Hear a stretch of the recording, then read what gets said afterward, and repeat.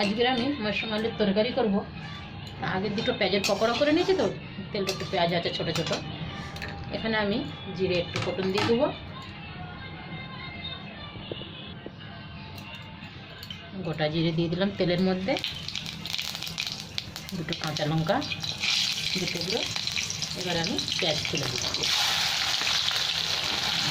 পেঁয়াজটা লাল লাল করে ভাজা হয়ে গেলে তারপরে আমি একটু আদা বাটা দিয়ে দেবো, একটু লাল লাল করে ভেজে নিই। পেঁয়াজ একটু ভাজা হয়ে গেছে, এবার আমি আলুগুলো দিয়ে দিলাম। আলুটা ভাজা হয়ে যাবে সাথে। এখানে আমি আদা বাটা দিয়ে দিলাম 1 চামচ। এটাকে 1-2 মিনিট ভেজে নেবো, কাঁচা গন্ধটা চলে গেলে আমি মাশরুমগুলো তুলে দেবো।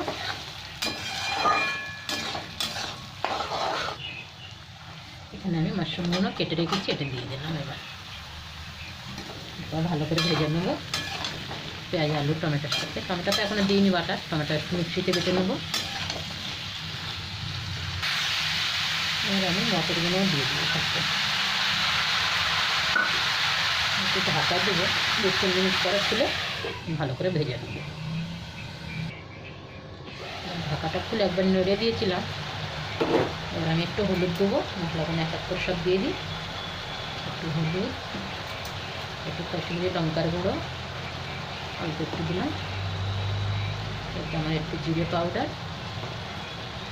আধা চামচেরও কম দিয়েছি, অর্ধেকেরও কম ধনে পাউডার। এখনও নুন দিইনি আমি, জলটা শুকিয়ে গেলে তারপরে নুন দেবো। যা জল উঠছে মাশরুমের থেকে সব সেদ্ধ হয়ে যাবে এর মধ্যে। তাহলে আমি এখানে 2 চামচ টমেটো দিয়ে দিলাম বাটা।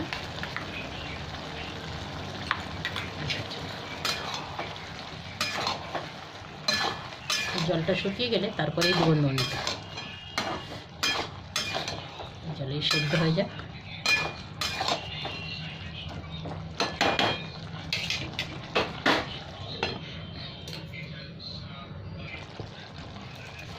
এবার একটু নুন দিয়ে দিচ্ছি আমি।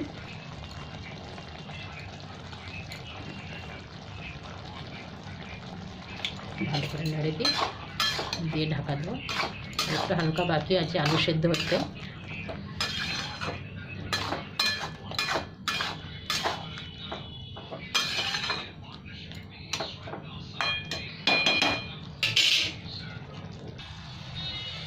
তরকারিটা আমার হয়ে গেছে। এবার আমি কাঁচা লঙ্কাগুলো দিয়ে দিচ্ছি। কাঁচা লঙ্কার তেজপাতাটা আগে আমি উঠিয়ে নিয়েছিলাম, কেন নাড়তে নাড়তে পুরো ঘেঁটে যায়, তো তখন আমার ছোট্ট ক্যামেরাম্যানটা খেতে পারে না, ওই জন্য আমি উঠিয়ে নিয়েছিলাম। এবার একটু গরম মশলাটাও দিয়ে দিচ্ছি ছড়িয়ে ওপর থেকে।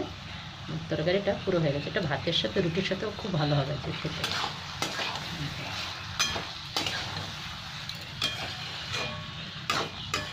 মনে হচ্ছিল যে 400 গ্রাম মাশরুম তো অনেকটাই, কিন্তু বানানোর পরে আর দেখাই যায় না। এবার যেন আলু দেখা যাচ্ছে কেন।